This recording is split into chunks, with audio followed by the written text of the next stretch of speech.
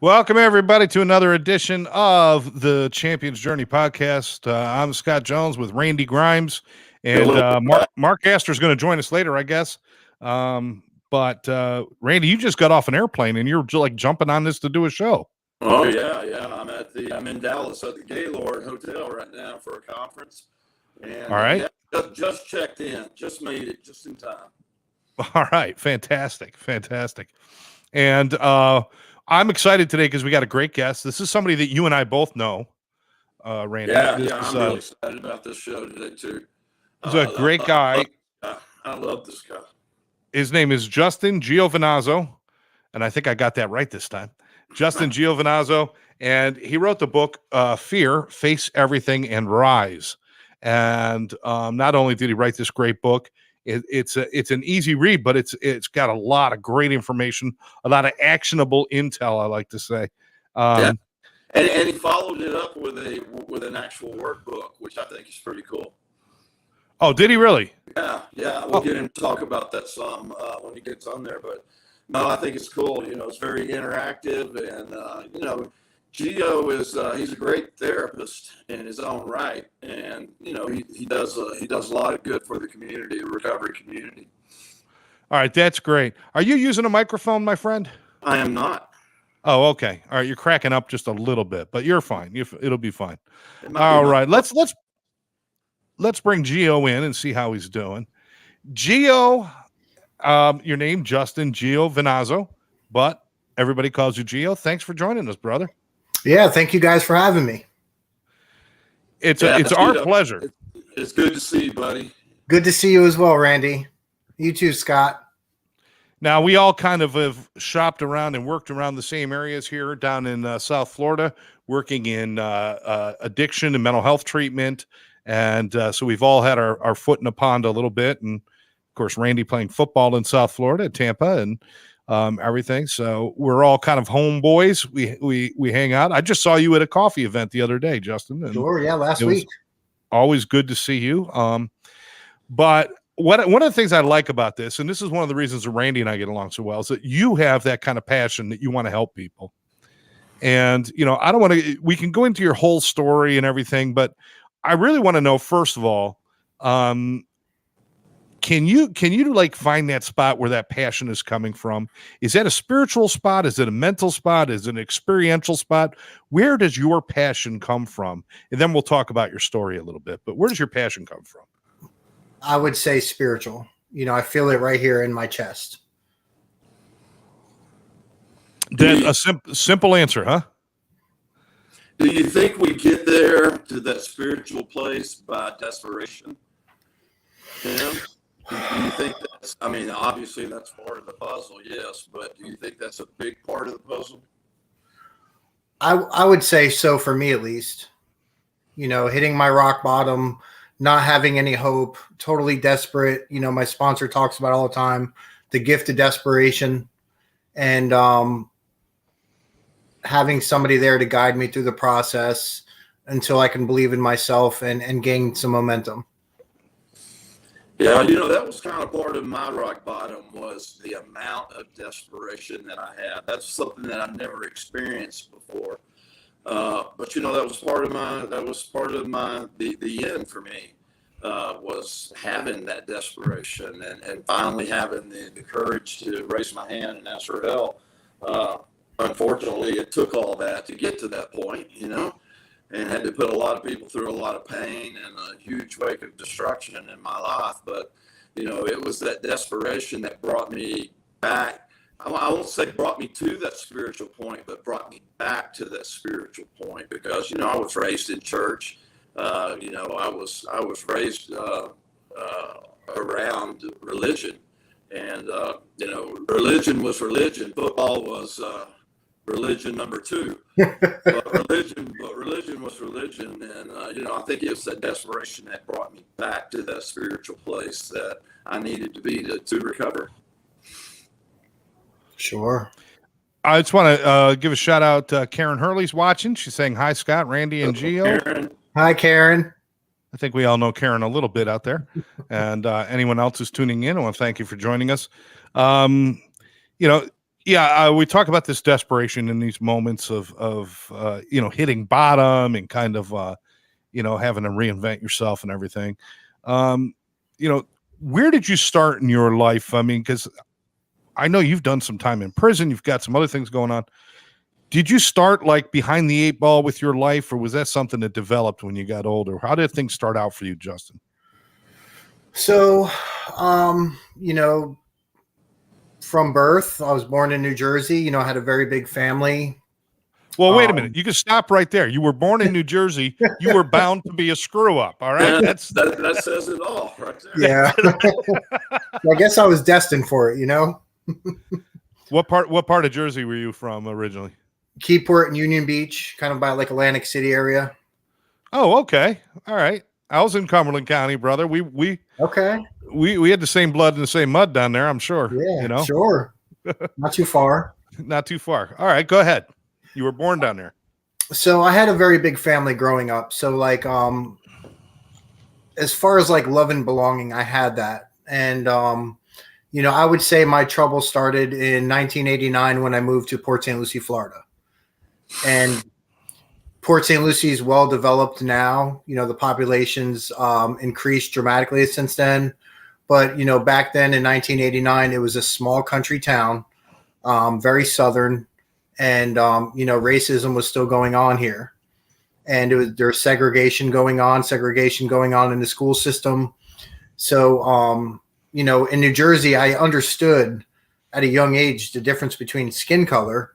But I wasn't introduced to racism until I moved here. And because of where my house was zoned, I got shipped over to the next city over. And, as soon as I got off the school bus, I was attacked for being white. I didn't really understand what was going on. I went home to my parents. Their reaction looking back now was one out of fear. They wanted to protect me. They felt, a little helpless with that. But it was never explained to me why it was happening, so after months of dealing with that, it was about a month, I would say, I started to question my self-worth. And from there forward, and I talk about it in my book, was where my trauma started, where I started to struggle with self-esteem, self-worth, depression, anger. I mean, you name it. It was all a byproduct of my trauma. Wow. So at what point did that, I understand that developing, and unfortunately, we all know, and, I've got kids, Randy, and we all understand this, and we've even been through our own things as children, but there's too many kids out there that are feeling exactly what you just described, just, Sure. feeling worthless about themselves. I'm not as good as everybody else, or, it's like the whole world's in on a secret. Nobody's telling me. And that's how I felt. Like, at what point did that turn to self-destruction? When did that flip from self-loathing or self-doubt to self-destruction? I would say probably the age I was 14.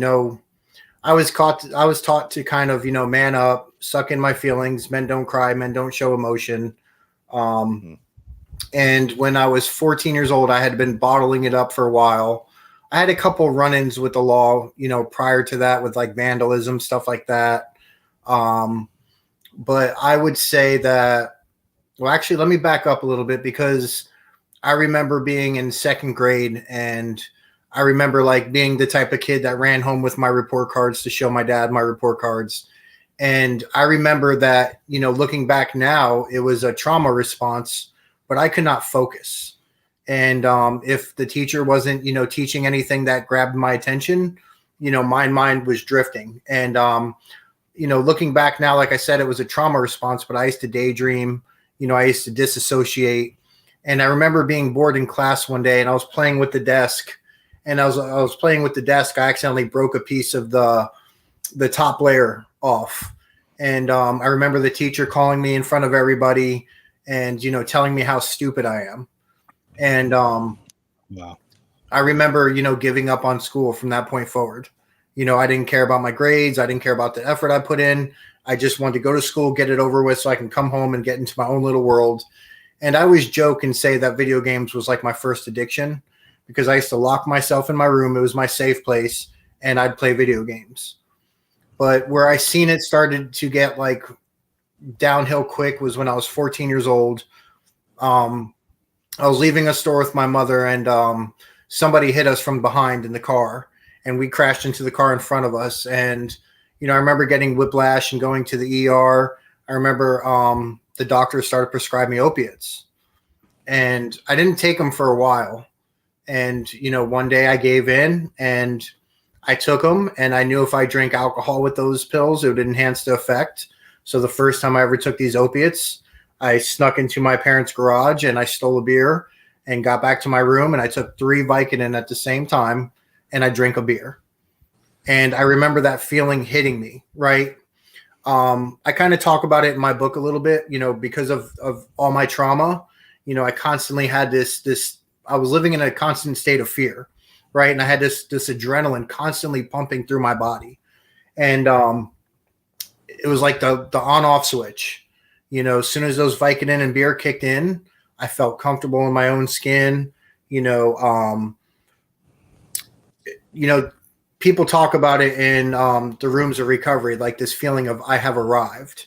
And I wanted to feel like that. I remember saying in my head, I want to feel like this for the rest of my life. I think that's it's there's almost a split down the middle of people who got into it, and I'm very similar to you. Is I discovered it at an age when I was not feeling good about myself. I didn't know myself very well, and I always felt I was less than. But then when I had alcohol in me, it felt like this is what I've been missing, and it's been that missing piece. It's my courage, and it's all of those things that I needed in my life. Now we're going to flip it over to Randy for a second, because Randy, you were into sports and doing all of that stuff, so your experience in school and with how you felt about you might have been a little bit different, right? Yeah, I think so. But, I can relate to what Gio was talking about, how that first time feeling, how it hit me. Hey, this is what's been missing, this is what completes me. This is what gives me energy. This is what gives me personality. Meanwhile, you're slurring your words and stumbling all over the place, But I remember that feeling, and I remember having those exact same thoughts. We arrived at the same place by different routes, but in the end, it was all the same, and we all had that same experience, and that's what catapulted us to where we went with our journeys, of addiction. I was making a comparison also, is that the focus of sports, did that save you from getting into your addiction earlier? It did not save you from your addiction, obviously, because it went in. But do you think that helped a little bit with you not falling too far too fast when you were young? Did that help you? Yeah, I think so. I think availability, it wasn't really available when I was younger. I talk about it in my book. I wasn't raised around any kind of alcohol abuse or substance abuse or anything like that. There was nothing in my family. Mine really started with injuries, but like I said, the first time I threw those opiates down, I knew that that's what I'd been missing, and that's what completed me. That's what made me. I felt like that's what made me Randy Grimes. I bet you we could probably walk into any group or any room in a treatment center and say, and we get a 50-50 split of people who medicated themselves because of a physical trauma or something, and then it became or people who had psychological trauma that were medicating themselves. I'm sure it's probably a 50-50 split at this point. We see so many people getting hooked on prescriptions and all those things. And Gio, you kind of had it both ways, because you had an injury that introduced you to, holy cow, look at this, Yeah. I want to ask, though, both of you just made a statement. Randy, you weren't around it. It wasn't in your family. And Gio, you said you had the loving family and everything. At what point did you guys start to pull away from the family, and were your families alarmed with what was happening? Start with you, Gio. So I actually pulled away from my family right before my addiction even started. Looking back and doing a lot of childhood trauma therapy myself, I realized at 7 years old when that bullying was happening, and I went to my parents for answers and I didn't get those answers. It wasn't that my parents failed me in a sense. They did the best that they could do, But when that 7-year-old is not getting an answer of, why this is going on and parents are not stepping in to protect them, subconsciously I grew a resentment with my parents. And I think around the time I was 10, I started kind of isolating, locking myself in the room. It was my safe place. And then I think when I was 14 and I started using, at that point, it was semi-normal that I had pulled away, but I learned to be a manipulator at a young age. I learned how to go in their faces and smile and play the game and act like, everything's okay. And meanwhile, I knew how to live that double life and sneak behind their back. Wow. Well, Randy, I saw you nodding your head. Did you understand some of that? Yeah, and my family never pulled away from me. They were always there to support me, to help me whenever I was ready. But I think out of guilt and shame, I was pulling away from them. And like Gio said, being the manipulators that we are, we know how to play our families and how we play on that love that they have for us. But yeah, I can trace everything back to guilt and shame.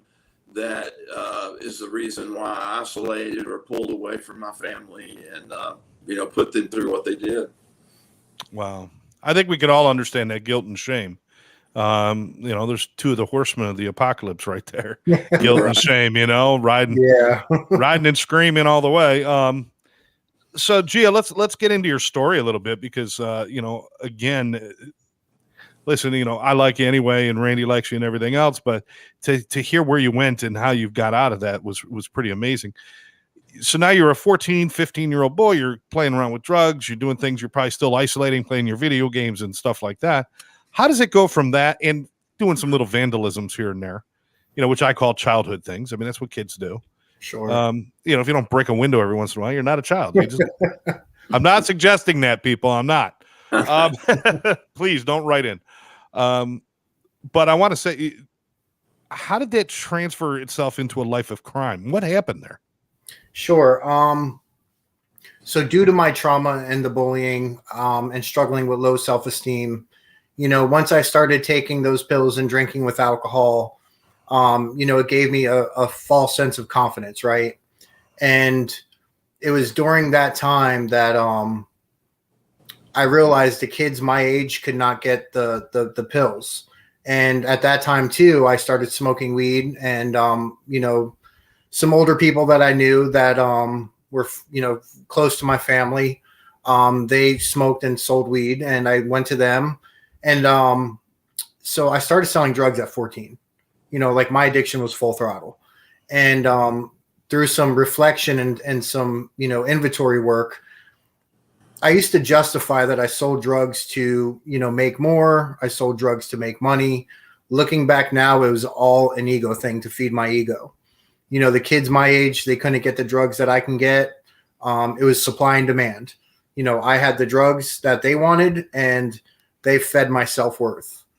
So 15, I went to harder substances. I started messing around with acid, LSD. 16, I went to ecstasy. And it was like a theme, everything I mentioned, I just continue to take all these substances, and I have a 16-year-old now and I look at him and I'm like, how is I doing this at the age of 16? Thank God my he's, innocent and he hasn't gotten into that lifestyle yet. But, I was just full throttle. And around the time I was 17, about to turn 18, I was with a girl. She lets me know that she's having a baby. And she tells me it's time to stop selling drugs. It's time to stop doing drugs. It's time to do the family thing. And this is the first time that I see the disease of addiction in my life and that unmanageability and the powerlessness because, I'm trying to control my drinking for this family and I'm trying to control my drug use and I became miserable. I was complying to the rules that she set with me, which was maybe a couple beers after work. Maybe I could smoke a little bit of weed after work, but like no selling drugs, no hard drugs, that lifestyle had to be dead. And, my son was 3 months old. She left me and, I went right back to selling drugs and I went right back to that lifestyle. And it was during that time that a friend of mine set me up with an undercover cop. And I was very naive. Like I said, I had people pleasing tendencies. I just wanted people to like me. And I sold directly to the undercover cop, and I had that gut feeling that he was kind of setting me up. And, my people pleasing tendencies, I gave in and I sold drugs to the undercover cop. They investigated me for a while. And, after a couple months of investigating me, close to a year, I'd say, they raided my house. And I fought it for a little bit. And the time came for me to go for sentencing. And because I had sold a couple times to them, they had a couple of different charges. I had a total of 7 charges. And it was mandatory prison time in the state of Florida by the point system. And I was trying to get a downward departure. And the only way I can get a downward departure was if they sentenced me as a YO and I was 20 years old. And they gave me 16 months in prison followed by 3 years of probation. And, the prison that they sent me to, it was hell.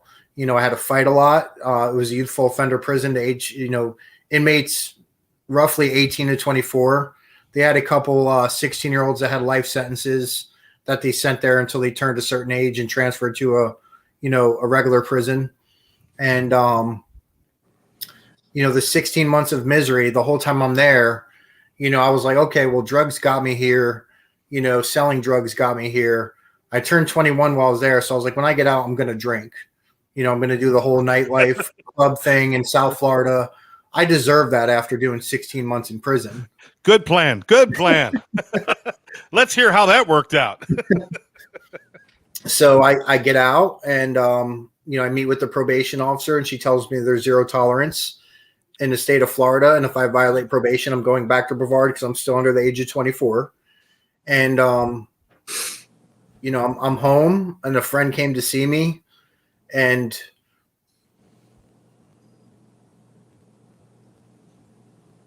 cigarette in the back patio.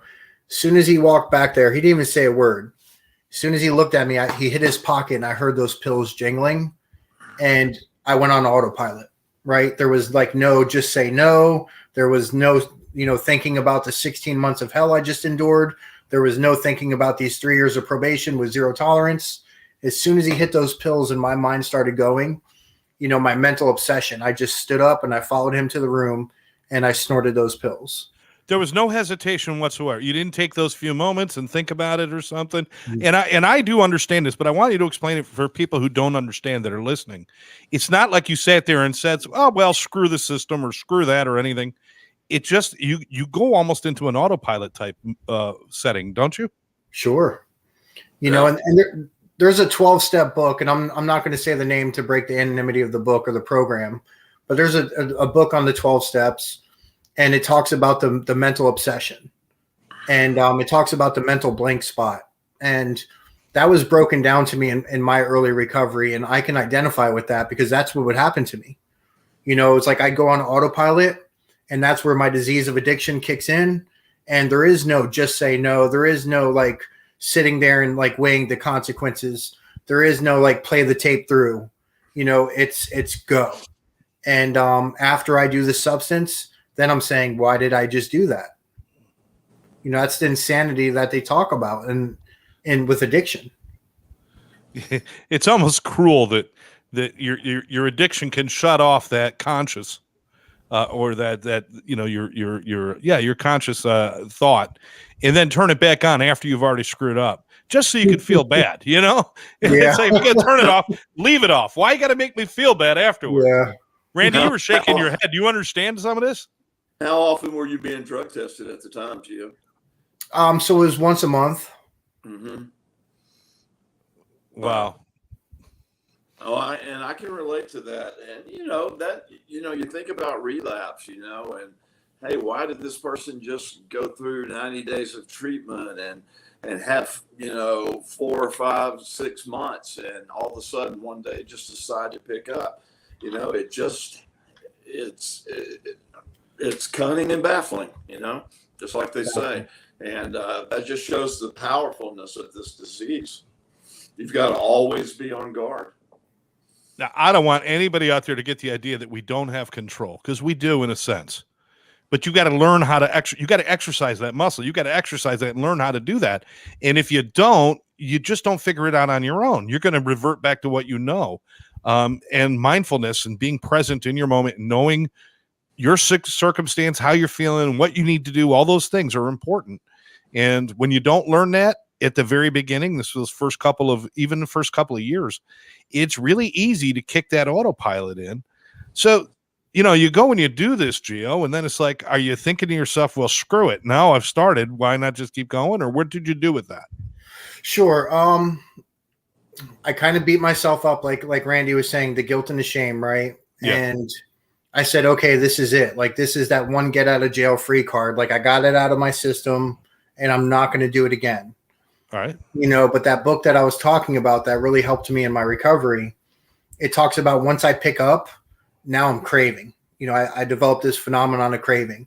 And basically, like, I have this allergy and I have an abnormal reaction. Once I put the substance in my body, I crave more. And, I tell myself, this is it. I'm not doing it again.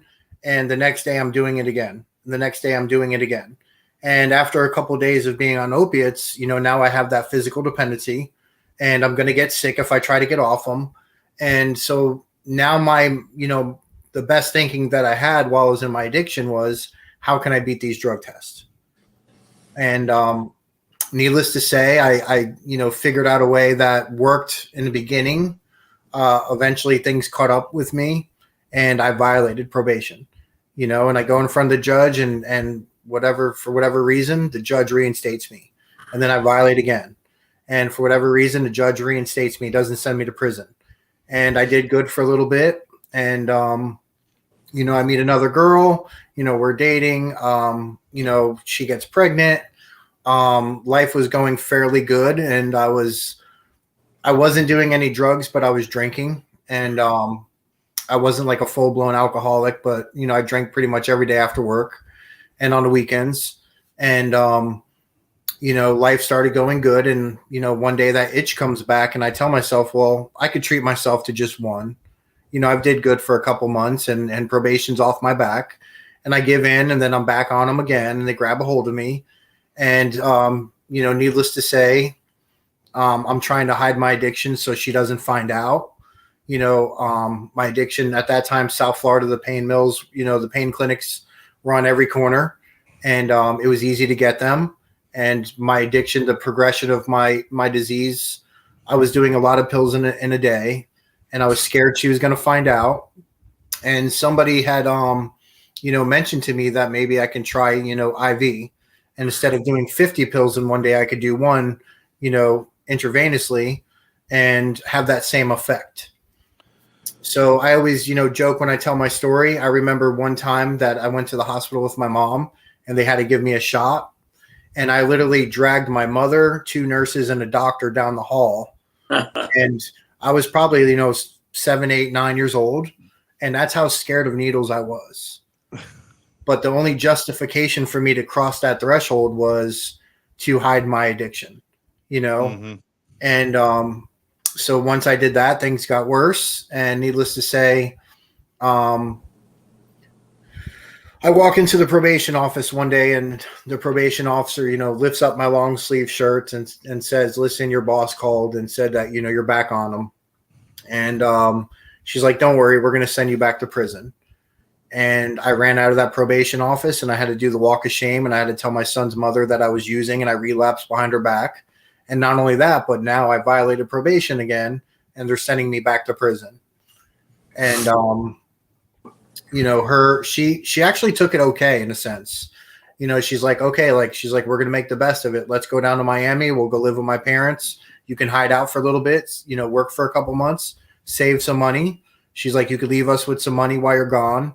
And, we'll come visit you and whatnot, and we'll be there.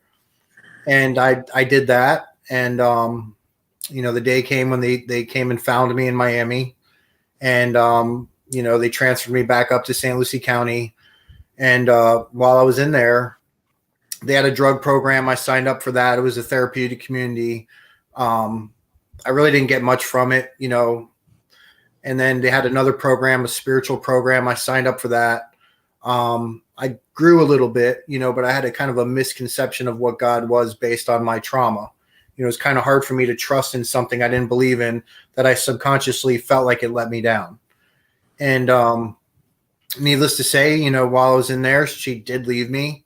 You know, she had the right to. You know, my addiction did, you know, cost that relationship. But the day came for me to get sentenced, and I got sentenced to 27 months in prison. And it was the same thing. The whole time I was in there, I had this just say no mentality, right? I went through that therapeutic community, and I kind of had like a false sense that certificate, that piece of paper, was enough to keep me sober, that I was cured of my addiction because I went to treatment. And you know, the day came for me to get out, and I didn't want to give up alcohol. You know, I figured alcohol was something I could control, and I get out and I'm drinking, and a friend of mine tells me she can get these pills. And it was actually first thought right in that moment. I looked at her, and I can remember the 27 months, and I look at her and I tell her no. But then I start obsessing about those pills and what they do to me. And I look at her and I tell her how much, and she tells me how much, and she goes and gets them. And then I'm back on them. Second day, I'm back on them. Third day, back on them. And it's like a routine. Now I kind of just give up on myself. I'm like, okay, I'm a drug addict for whatever reason. I'm destined to be a drug addict and a junkie. I don't know why my life was, you know, why I was born to this life. You know, deep down, I always knew I was a good person, but there's something about that addiction, that powerlessness, where you tend to hate yourself. And I knew I was a good person. I knew that my crimes that I committed and those times I went to prison were all based on my addiction. You know, I considered myself a good father despite my addiction and the times in prison. I was always there in my kid's life when I can be. And I just started to hate myself. You know, I couldn't beat my addiction. I hated life because I didn't understand why I got dealt these cards. And things, you know, bad. let me throw something out there real quick, because Sure. this is a good part of the story that I think people would like. I also want to acknowledge some people watching. Sandy's with us, and she's saying hi to all of us, and that's my mom, guys. This is Lynn is with us, and she's joined us. Gene is with us. Travis is with us from Wisconsin, dropping in. Travis. My man Lucas is there. All right. A lot of people might shake their heads, and I know we've all seen this response. Okay. They're like, why are you sitting around saying, I guess this is, you know, this is what I'm stuck with, or I guess that God just made me an addict, or a lot of people might be looking at it and saying, you're the one who did it. You're the one who put the drugs in your body. You're the one who made the decisions you made. You're the one who broke the law. Why are you surprised that that's where you ended up? And, you know, maybe one of you guys could explain this a little better, because I've tried to explain this to people, and sometimes they don't quite get it. We don't see the patterns. We don't see what we're doing necessarily to cause it. All we see is I'm powerless to change where I'm at. So, I mean, do you know what I'm talking about, Gio? Yeah. So how would you explain that to somebody, that feeling of, I guess I'm just stuck being an addict, but you're the one who did all of that. Where does that disconnect come from? Yeah, I don't know that you can explain that. You know, that's that powerlessness that they talk about, and you know, I don't think it can be explained. You know, it's part of the disease, and you know, it's we live in the moment. You know, especially when we're active in our addiction, we live in the moment. We live for now. You know, how can we feel better right now? You know, I'm a piece of crap. So what do I have to lose by throwing down a few more pills, you know, and then just repeating that same insanity every day? That's how we think about ourselves, you know. And it sounds like that's where you were, Gio, because I've been there before, you know. Mm-hmm. Yeah, and I would say it's, you know, being a sponsor in a 12-step program, being a group facilitator for a treatment center, being a therapist for a treatment center or clinical outreach, whenever I'm working one-on-one with another addict or alcoholic and I describe, you know, the disease of addiction and powerlessness, I'm speaking their language, right? And they see that, you know, not only have I been where they've been, but also I have a solution. So that does serve a purpose today, but like trying to explain is kind of hard, right? You know, because, you know, in America, let's say, you know, Randy plays football, so I grew up watching football, right? Commercial comes on, it's Bud Light or Budweiser, and the men are taught, like at least in my family, the men sat around and watch sports and they drink, right? I don't remember they're watching my dad or my uncles, life become unmanageable due to getting drunk watching sports with the guys, right? So I was kind of taught that alcohol is kind of socially acceptable, right? Growing up, seeing other kids my age kind of experiment with weed, I never seen it grab a hold of them. And of course, when I'm struggling with low self-esteem and low self-worth, and it seems like that's what the cool kids are doing, I want to try it too. And then that feeling that it gives me. And then it's the same thing with my car accident. If the doctor's prescribing me this medication, it can't be a disease. It can't be an addiction, right? So there's something about that feeling. And it says it in this book that I like. It says men and women drink essentially because they like the effects produced by alcohol. While the sensation is so elusive, they cannot after time differentiate the true from the false. Their alcoholic life seems like their only normal life, right? And it's like once you cross that imaginary threshold and it grabs a hold of you, it almost seems like it's normal, right? But then there's that moral compass that we have that drugs are bad or the alcoholic is bad. And then all that guilt and shame pile up. And of course, self-hate's coming, Once Absolutely. I realize I have that disease, I'm already too far gone. Travis is saying he can relate to the feelings of powerlessness over addiction, especially in regards to opiates. And he also shared that, that at the time, you live for the transitory fix. Yeah. And I think you said it really well there, Gio, is the abnormal becomes normal to us. And what we should be seeking as normal is so foreign to us at that point that it doesn't make any sense. It's almost like the chaos around us is the only thing that brings us peace. So now you're in this position, and I want to get back to your story. And what it's like the third time or fourth time, getting out and just going and using again. Yeah. Where was that breaking point for you? Where was that point when I know there's certainly a spiritual piece to it. And there's all these pieces, but what point was it in Gio that said enough is enough? Sure. So we'll fast forward. I get out of prison. I'm using, things are really bad. Needless to say, I'm not on probation this time, so I don't have anybody really holding my hand or any restrictions. And the progression of my disease, skyrockets. And I was out for a couple of years, and needless to say, I committed some more crimes to support my addiction, and I get arrested. And while I'm in the county jail, I signed back up for that drug program they have. And this time it's a little bit more 12-step based, a little bit more cognitive behavior therapy based. And I stuttered there for a second. But the clinical director and the counselors and the therapists there, they were good. They were really good. And they were able to get through to me, but not at first. I came in there with an ego because I had been to AA and NA, and I heard a couple things said in these meetings, and I had that mask on. And while I was in there, I'm participating in groups, and I'm saying things that I've heard that sound cool. It was in my head, but not in my heart. And needless to say, the lawyer comes and sees me while I'm in there, and she says, "Listen, I have the deal from the state attorney," and she says, "This is your third time going to prison." She goes, "You're definitely going to prison," and the state attorney's upset because of your criminal record. And so what he's going to do for you is he's going to enhance your felony, and you're going to get hit with a habitual felony offender sentence.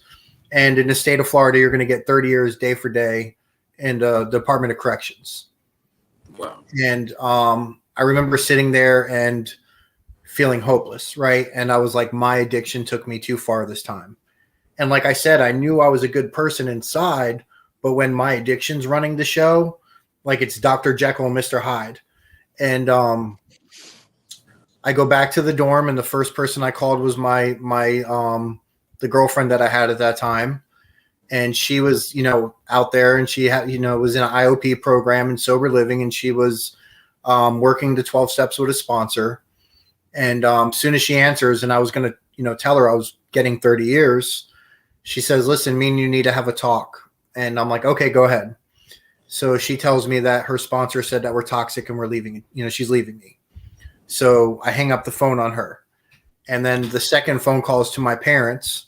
And, my mother, she didn't talk to me for my first 3 years of recovery. She was like done with me in the very beginning. And my dad was like my biggest enabler. He was always there for me no matter what.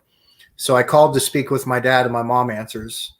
And she says, listen, the lawyer just called here and spoke to your dad. I don't know what she said to your dad, but your dad had a heart attack while he was on the phone with her. And he's on his way to the hospital. You probably killed your dad. Don't call back here again. And she hangs up on me. And then I had one phone call left, and it was my second son's mother.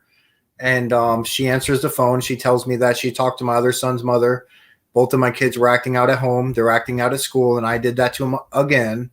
And she tells me not to call back till I get my life together, and she hangs up on me. And I'm sitting there, and I'm like, my addiction took me too far this time. I'm about to do 30 years in prison for being an addict, and I have nobody to share this bad news with. And I walked up to my jail cell, and I was totally numb and ready to kill myself. And I had an exact plan of how to do it in the jail where no one would get to me. By the time they found me, I'd already be dead. And I'm sitting up there, and I'm in my bed, and I have like the sheet tied around my neck, and I have the blanket over my head, and I'm waiting to hear like this door shut so I can go do it. And I get like this moment of clarity. And it was like, you know what? Your dad, she didn't say your dad died. He's on the hospital, on his way to the hospital. And he may have had a heart attack, but if you kill yourself, you might give him a heart attack for real, and he might die. Or if he does die and you kill yourself, your family is going to be planning 2 funerals. And that was enough to kind of like get me to kind of sit there and like weigh my decision. And I'm sitting there, I'm like, well, you know what? If I get 30 years, at least I could watch my kids grow up through pictures and visitation. And needless to say, I heard that door shut that I was waiting for. But I got this like little moment of clarity where it was enough for me to untie the sheet around my neck, get up, and I shut the door. So this way I'm locked in there and I'm safe during count time. And the doors popped at 8:00, and a meeting, this guy came in. He was a volunteer for AA, and he brought a meeting in. And I raised my hand and I shared, and I got honest for the first time ever in a meeting. And I told him I wasn't in a good place. I told him I was about to kill myself. I told him everything going on. And afterwards, that volunteer came up to me, and he asked me if I wanted to meet him in the chapel every Wednesday and go through the 12 steps. And I said yes. And so he told me we were going to do it, the next Wednesday. Anyways, Monday comes around, and the counselor comes in, and the counselor tells us it's powerlessness week. And another inmate says, why are we devoting a whole week to step 1? And the counselor says, because if I can get you to do step 1 and you program that you're powerless and you do the step 100%, he said, I guarantee you'll never drink and drug again. So I raised my hand and I said, you're telling a hardcore junkie like me, if I do this 100%, I'll never drink and drug again. And he says, yes. So needless to say, to kind of, speed it up, as that counselor was breaking down what it meant to have the disease of addiction, I surrendered right there. Like, I was like, this is me. There's no fighting it. Like, this is me. And this is why I cannot stay stopped. Right. And it showed me why I need recovery, the way that I am now. And I went through the 12 steps with my sponsor. I did have a spiritual awakening. I did not think the 12 steps were going to work until I had that spiritual awakening. And my spiritual awakening was so profound, 8.5 years later, I'm still on fire for recovery. So needless to say, I'll fast forward a little bit. I don't get to 30 years. I go in front of the judge. I plea out to the judge. I get 6 years in prison, followed by 4 years probation. I end up going to prison. And, I started some Alcoholics Anonymous meetings while I was in there. I started sponsoring other men, taking them through the 12 steps. I started writing a couple articles for a recovery magazine. I have like 6 published, I believe. That's what kind of gave me the idea to write for the book. I started teaching this IOP program, and the counselors, fell in love with me. And while I was in there, I earned my CAC, which is a certified addictions counselor.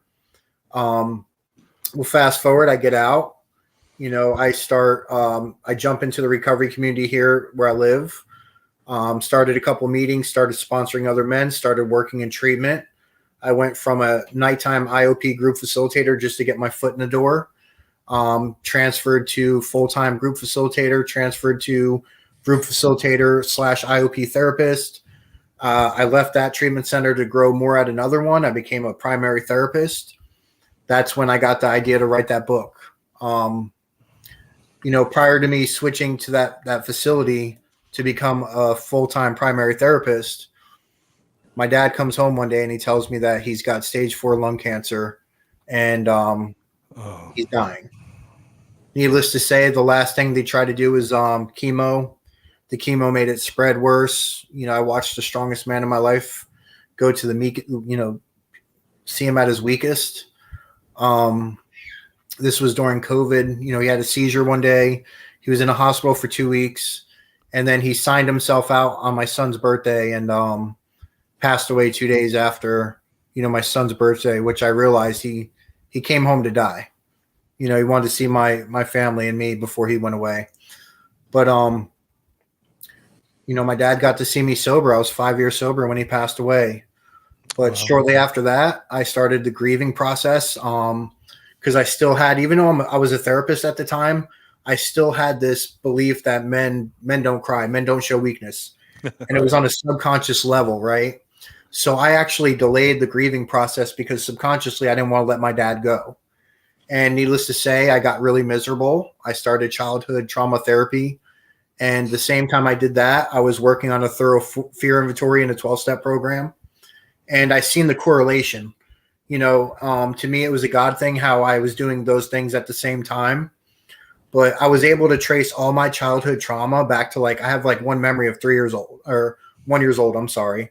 I have another one of 3 years old. I have another one where I'm 5. I have another one I'm 7. But I was able to see a theme. And that's where I got the idea. I started teaching these groups, and it was actually my clients that told me I should write a book. And, it was like every client that I was getting on my caseload, they would come back and we would go through a trauma timeline, and I would be like, boom, this is your core message. And, I was able to work with these clients and see sudden and profound changes. And, I was actually kind of scared to write that book, but after, a few people pushed me to do it, I wrote the book. I wrote it myself. I edited it myself. It's, it's very amateur. It's done through, Kindle Direct Publishing. But the fact that I was able to push myself and get vulnerable and do it, was, amazing. I have received some great feedback from other people. It was during that time, I was feeling another urge to grow. I transferred to another treatment facility. I started as half clinical outreach, half primary therapist. And, I had the idea for the workbook. The workbook for me was, when clients come in, they had that, some of them have that same subconscious core belief that, we don't show weakness. And we're taught in our society that a lot of things that are trauma are not trauma. So we just override it. So I kind of came up with to me, it's almost like a Carl Jung shadow work style workbook to kind of just shed some light on some issues and help them kind of realize that they do have trauma. But needless to say, I transferred to full-time clinical outreach. I'm out in the community. You were there. You guys had me, one brother, one sister, an amazing organization, had me come out and speak to the firefighters, the fire department on mental health and trauma. Right now I'm doing some stuff with the court system here in drug court. I get to be an advocate today in my community, and I get to give back. For a long time in my addiction, I've ravaged this community. But being able to give back is like an amends to me, right? In my program, being able to be in the courts and kind of be like a voice for the addict that doesn't understand why they can't stop. And they know that if they keep using, they're going to get in trouble. Or for the fire department, being there and talking with those firefighters, and they told me 1 minute they're on a traumatic call and they're dealing with something that's very traumatic, and then 20 minutes later they're on another one, and 20 minutes later they're on another one. Yeah. And it's the same thing that I was taught is we have to suck it up and just deal with the next one and deal with the next one. And being a voice for people that have suppressed that trauma and that are struggling with addiction or mental health because they've, basically had to suppress that trauma. Being a voice for that and being able to shed light on that and watch people on their healing journey, it's like, it's a miracle. I can't explain it. I can't put words. It is a complete blessing to come from where, all of us have been in our lives at those low points, and now to be at a point where the three of us get to spend our time sharing in other people's miracles. It's a blessing. It's a blessing. Yeah. And I'm honored every day that somebody lets me in enough so that I get to see their growth, and it grows within me too, in my spirit. We're kind of up against it on time, and we're out of time. And I'd love to talk more about the recovery end with you at some point, Gio. We'll have to have you come back and spend a little more time on that. But, real quick, somebody's watching right now. And by the way, I want to thank all the people, Travis, for joining us from Wisconsin. He said transparency saved his life, by the way. Mm-hmm. And Nicole, I love Nicole. She's great. She's a great fan. My sponsor kept me on step one for a long time. Step one is the most important step. And she also shared celebrating you, carrying the message of hope and faith. So you've touched some people here today, but somebody's watching right now and they're kind of got that young man attitude or young woman attitude of, I'll deal with it. Prison ain't shit. I'll do whatever. I got this. And they're thinking they got the whole world while they're just pushing pills down their throat and drinking.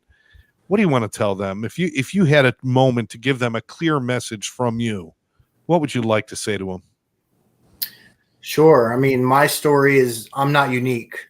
There's many people in the rooms and in recovery with a very similar story to mine. And you don't have to go through the pain that I've went through. Mm-hmm. If that's one thing, if I could bear that pain for people and you could use my story as an example, like, there is hope. We do recover. From 14 till I think 31, I wasn't able to stop. Like, I couldn't even get one day sober sometimes. And for me to have 8.5 years it's not a true testament of me and what I did. It's a true testament of what recovery does, and that's really it. God bless you, man. That's fantastic. Randy, Gio's always a great guy, right? What do you think about all this today? Oh my gosh, this has been a great testimony, and I'm so grateful that Gio recovers out loud, because this is a story that needs to be told. And the cool thing about what Gio talks about is trauma, and we all know that trauma is the basis of pretty much all addiction. And I just appreciate the fact that you're out there, that you share your story with a passion, and I'm so proud of you, man. Thank you, brother.